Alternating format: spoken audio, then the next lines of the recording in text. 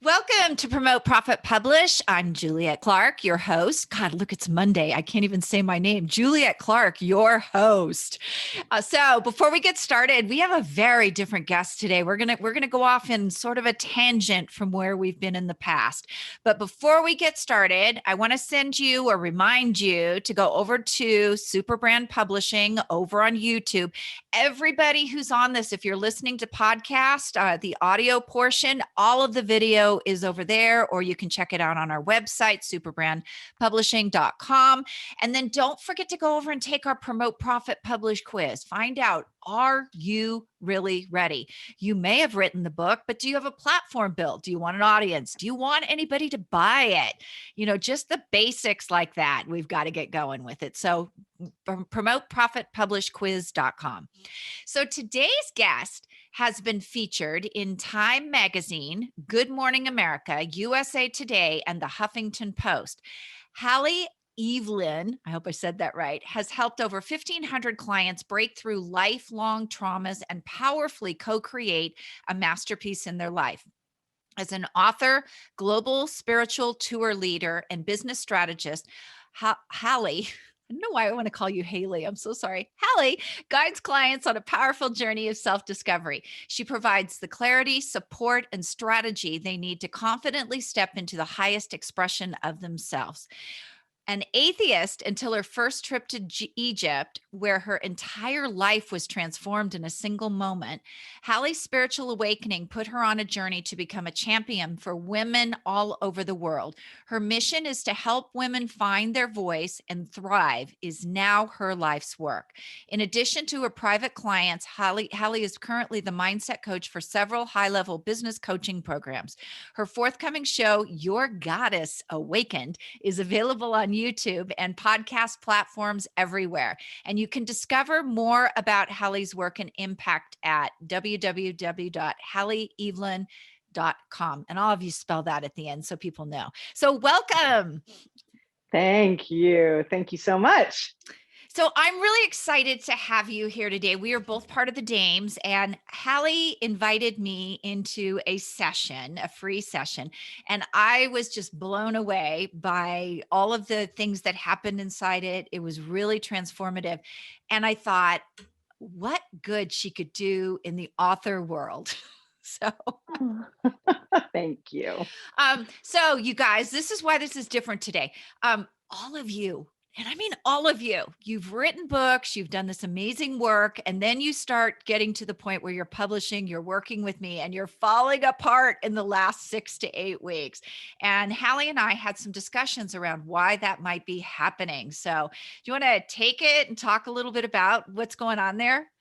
Yeah, sure. One of the, I call myself a transformational coach because I help people really like explode to the next level of their lives. But there's this thing that comes up at every level, no matter where you are. So if you're a multimillionaire and you're looking to go to make, $100 million a year, or you're a 6-figure earner and you're looking to go to 7 figures, or you're a 5-figure earner and you're looking to go to 6, whatever those dreams are that you have, whether they're monetary or whether they're, material in some other way, those dreams have a tendency to feel in some regard unattainable. And then when you get to that place where you're on the verge of attaining that dream, all of a sudden it's like, whoa, wait a second. So, for somebody who's thinking in terms of like, I'm a 6-figure person and now I'm hiring staff and I stopped having to worry about my bills, and things come up like, is this going to stop and I'll have to go back to the way it was before? If I make that much more money, will people in my circle still love me and appreciate me? Are there going to be problems with the fact that I'm the one that's going to have a lot of money or a lot of fame or a lot of recognition? People have the story like, I don't want to make any more money because I'll have to pay more taxes. Whereas of course you're still paying, like, relatively speaking, only a percentage of every single dollar. And if you make $5, you make $50,000, it's the same. You're still looking at some small percentage of it. So, and in fact, when you make more money, a lot of times the percentages go down. So there's like, I mean, from a mindset perspective, every single one of these things has a solution. The first step, though, is the clarity. And the clarity comes from recognizing wherever you are, you're going to go through this. And there's a really simple brain science reason. May I explain in terms of brain science? Absolutely. Okay. So the reason is that our brains don't like change. That's ta-da! There's actually very complicated things that I can explain. My favorite thing is my saber-toothed tiger analogy. So your brain is hardwired from, like, when we were back in the caves as cave people, to keep you safe. And keeping you safe means keeping you in the cave. The cave is wherever you are now.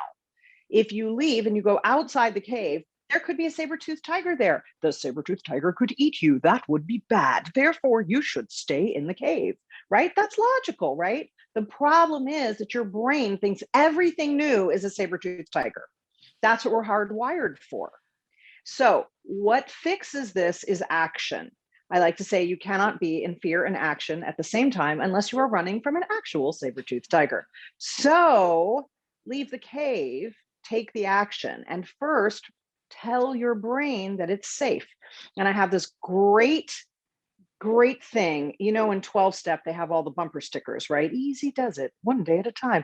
I love bumper sticker coaching. Bumper sticker coaching to me is like the bomb diggity, because it's short enough to fit on a bumper sticker. You're going to remember it, and you're going to remember it in an emergency when you actually need it, right? So here, bumper sticker coaching for this beautiful occasion. Thank you for sharing. You are saying to your brain, thank you for sharing. Your brain is listening to you and hearing that you are not resisting the information it's trying to give you. By the way, the information that it has been so desperately trying to give you all these years, which is why it never shuts up, because your brain is going, please listen to me, please listen to me, please listen to me. That which we resist persists, right? So when you say to your brain, thank you for sharing, your brain's like, oh my God, Juliet heard me.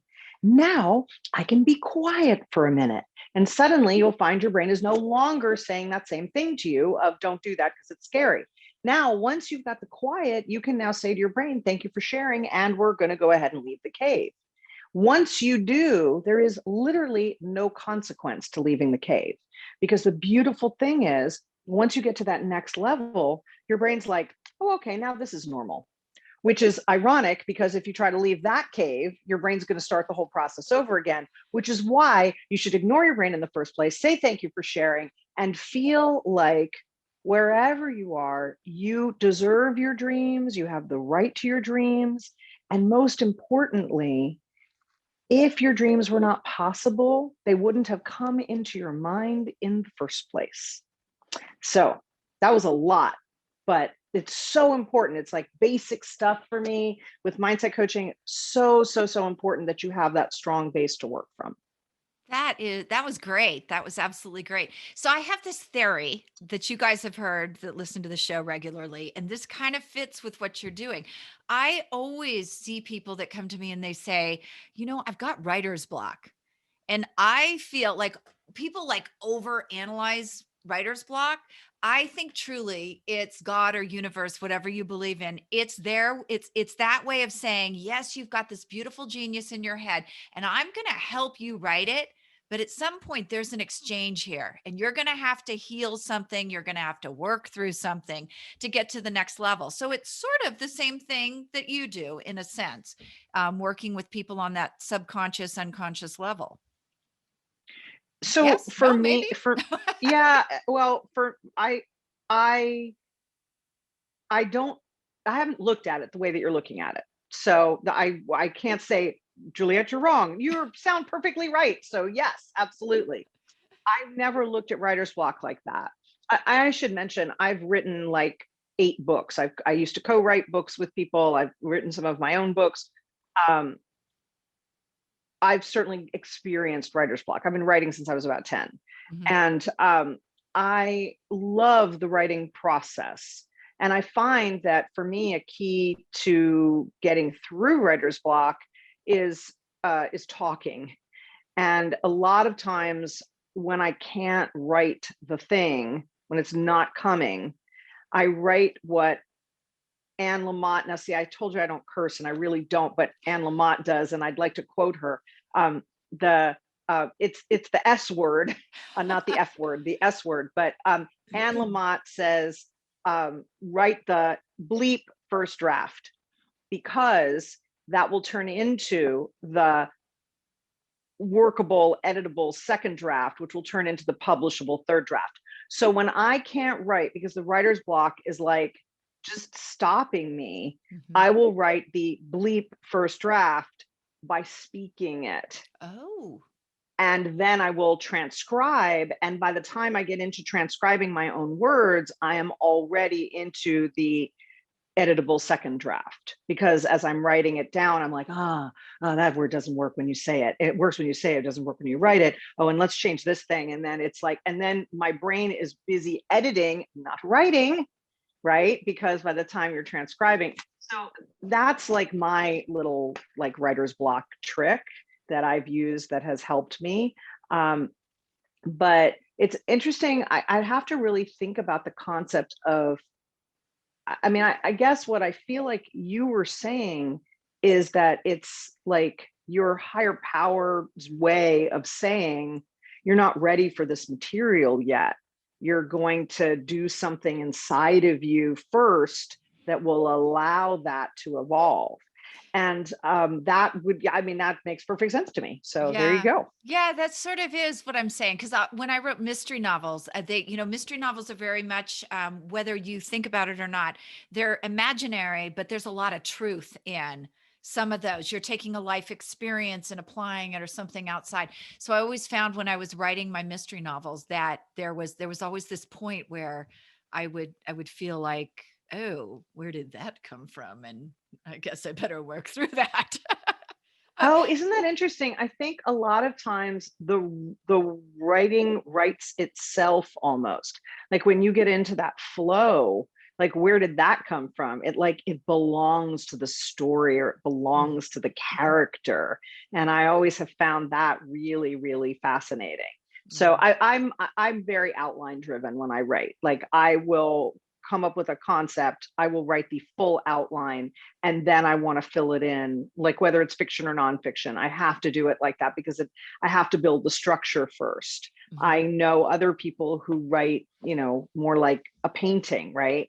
Let's paint this corner. Let's go up here and paint this corner. And oh my gosh, that would drive me crazy. But everybody has their own process. That So, that's very, very true, and there's no process that's wrong because, like you said, that first draft is gonna be shit. I'm gonna say it, you can use that word. oh, Um, thanks. Okay.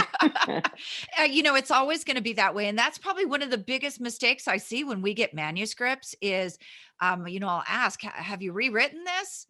"Oh, no, I thought I was just supposed to write it." "Well, yeah, you gotta rewrite it," especially with fiction. Rewrite and rewrite and rewrite, and it may never. I think then people get into that perfection thing, then they don't release it because it's never going to be perfect. Right, So right. there's a lot there. So you've written lots of books. When people are getting that scared going to the next level, what kinds of things do you think those are? Do you think they're based around worthiness? What do you see when feelings are coming up and people are not, um, a lot of times I don't even think they know what's going on. They just are in freeze mode, or they get other people get overwhelmed when they're very organized people. It's like, what just happened there? So what do you think the big things are that are coming up? Well, okay. To me, and again, as you said in my intro, I've had over 1,500 clients. I've had enough clients that I have like data now, as opposed to just anecdotal evidence, right? So the data is that everybody at core, the underlying thing, when you peel back all the layers of the onion, fear of success, fear of failure and success at the same time, all the things underneath all of that is fear of not being enough. I am not enough is the like core bottom bedrock issue. So most people that come to me for help or go to anybody don't know that about themselves. They don't have a tendency to say, I am not worthy or I am not enough until they've said all the other things on top of it and cleared those, one at a time or in big chunks. So to me, the idea that you can't really start there because it's hard for people to see that. And it's hard, you and we're talking earlier about the idea of inner child work. There is a lot of different, there are a lot of different pieces. There's a lot of different possibilities for what people need to work through, get through, become more aware of before they can get to that place of I am unworthy or I am not enough. So if I just said to everybody today, well, here's a little trick for being enough, for most people that doesn't even work because it's an unacknowledged inner piece, and because it's it's something they're not ready for. That's the real core. Is if you're not ready to clear it, you can do this processes all day long and they don't go anywhere because you're not ready. So there's this piece that is really unacknowledged or unrealized. And you have to get to that place where you're like, yeah, baby, this has got to go. And then it can like fall away with the right tools. So I think that's like the kind of the why of it a little bit. But my experience again with writing and with seeing that whole process, I feel like when you get to this place of, we talked about the clarity at the beginning, right? So you want to get to this place of clarity, and then you want to give yourself permission. Permission comes post clarity, right? Okay, this is the stuff that's bothering you. This is the stuff I'm afraid of. This is the stuff, even if you didn't know that you're not having a conversation about worthiness. You're having a conversation about, I'll have to pay too much in taxes, or people won't like me if I'm rich, or whatever. And then you've got to give yourself permission. It's safe. It's okay for me to make this choice. And then once those pieces happen, then I feel like you can get to the next layer, which is let's clear this out. And you've got to really replace the old way of thinking or the old way of being with the new way. And one of my favorite tools for this is curiosity. I wonder why I'm feeling overwhelmed when I'm such an organized person, to use the example that you gave, right? I wonder why I haven't written in 3 days or 3 weeks or 3 months, right? I wonder why, as soon as Juliet said to me, we're going to publish this book together, I suddenly couldn't write a word. That's really interesting. I wonder why that happened. So you get curious because you cannot be in curiosity and fear at the same time. Curiosity really takes over for the fear. And then you start to, well, you were talking earlier about mystery stories, which I am in deep admiration. The mystery is like, those are the hardest things for, I could never in a million years imagine writing a mystery story. I would just feel like I was completely at sea, or writing something that, Agatha Christie had written or something. So my hat is very off to you. And when you're thinking in terms of creating the answers, it's a mystery for a while. So your job when in getting curious is to probe underneath and solve the mystery of why you've started going into overwhelm, stop writing, or whatever. And it's much easier than you think. Once you've gotten to that place where you got curious and you got your answers, then you can shift over to, okay, now let's reframe it, which is, I think, the last piece of this. And the reframe is like, I feel this feels overwhelming to me. Okay, let's just look at this tiny little piece of it. Could we just do this piece of it, for example? Or this feels deeply upsetting to me. Will people, still love me, or whatever? We can drop down into these other spaces by giving ourselves the grace to honor our feelings and then say, okay, I'm going to choose this thing instead. So yeah, that's how I feel about all of the above. How does that resonate for you? That was, again, a lot. Sorry about that. Lots and lots of stuff going on in my head. Sorry. That's okay. That's okay. That's what we want to hear, though, because so many people have this going on and they don't know how to just stop and manage it, because, it just gets in a loop, and, they can't seem to get out of it. So that is great. A great way to start interrupting that pattern and bringing in what you need to do it. Manifesting. When you're manifesting these things, did I get into another? Look at that My smile. favorite thing. I love talking about manifesting. So let's talk a little bit about that, because one of the things that I love is I have a board over here and I put things on, and I look at that board every morning and I make sure that I'm doing something to move towards that every day. So how do you approach manifesting and action at the same time? Because you can't manifest if you're not in action.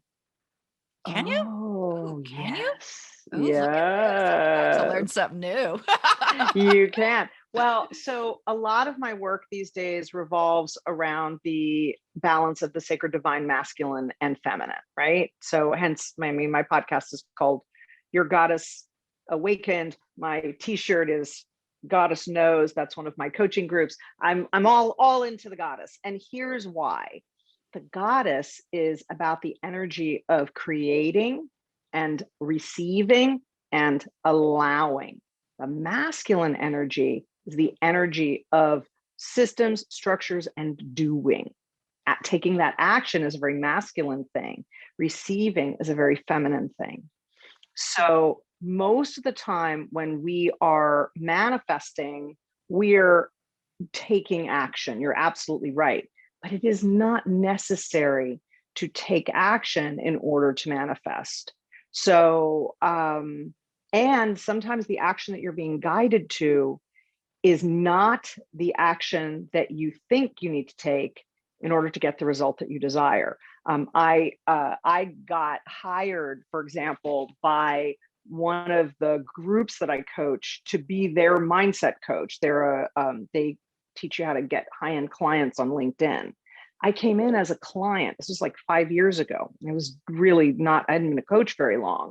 And I came in as a client and I heard very loudly, because I had asked for this thing to happen. I wanted to get clients and I didn't want to have to go out and market. I wanted the clients to be able to find me. Mm-hmm. And so then I was considering 2 different programs, and I really checked in. Should I join this one or this one? And I heard this very loud no over this one program and this very loud yes for this other program. Boy, the sales guy of the first program, what do you do? What's the objection to overcome when somebody says, I'm sorry, I took that into meditation and I heard no? Like, there's no way he's ever overcoming that objection, right? He had to just like hang up the phone. But the other one where I heard yes, I went into that program as a client. They didn't get the idea to have a mindset coach, let alone hire me, for like 4 or 5 months. But then I was already in the program and they hired me immediately. And guess what? They started sending me all of their clients. That was my flow for a while. Uh-huh. And all of that was receiving from taking action that was in a completely different direction from the action that I had intended. To me, manifestation is very simple.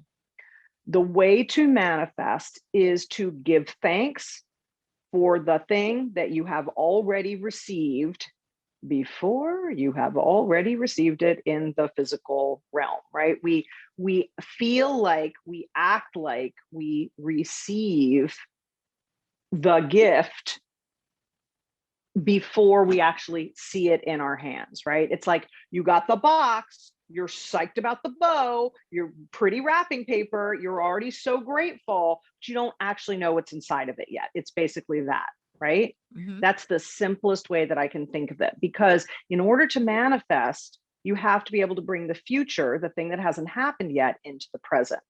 And so the way that you bring the future into the present is by claiming the future as if it were now, because your brain doesn't know the difference between what you tell it is happening now and what is happening now.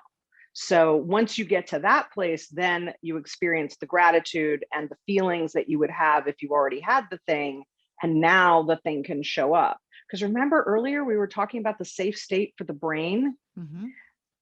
When you bring the future into the present by feeling the thing as if you already had it, you're teaching your brain that it's safe to have the thing. And so now it can show up. Does that make sense? That totally makes sense. I have a meditation I do every morning, and I struggled with it at first because it said, do you have emotion around that? And then something happened, and then I knew what that emotion was. So now I can replicate that. And that was sort of the kind of the start of some really good things. So yes, it does make sense. Once you get it going, it happens a lot. So this has been really illuminating, you guys. I hope this was super helpful for you. I always love talking to her. She's just so fantastic. Do you have anything you want to give away? Do you have some place on our site or your site we can check you out, or how do we get in touch with you? I have like the perfect thing for all writers everywhere. It's called 3 Keys to Slay Your Inner Critic. Oh, there we go. So it's a little bit of the stuff that I talked about today as far as like quieting your mind, and then it's some other things as well that are just, again, simple, really powerful tools. So you can get that by going to my website, 3 Keys to Slay Your Inner Critic. I think it's at the bottom of the home page, and that is just halleeavelyn.com, and I'll spell that because it's easier for me. So it's Halle like Berry, Halle, and then Evelyn is EAV like Victory, ELYN like Ninja, halleeavelyn.com. So please go there, download 3 Keys to Slay Your Inner Critic. And, with all that quiet that you'll have in your brain, there will be so much more room for your ideas to come through. Awesome. Thank you so much for coming on today. It's my pleasure. Thank you so much.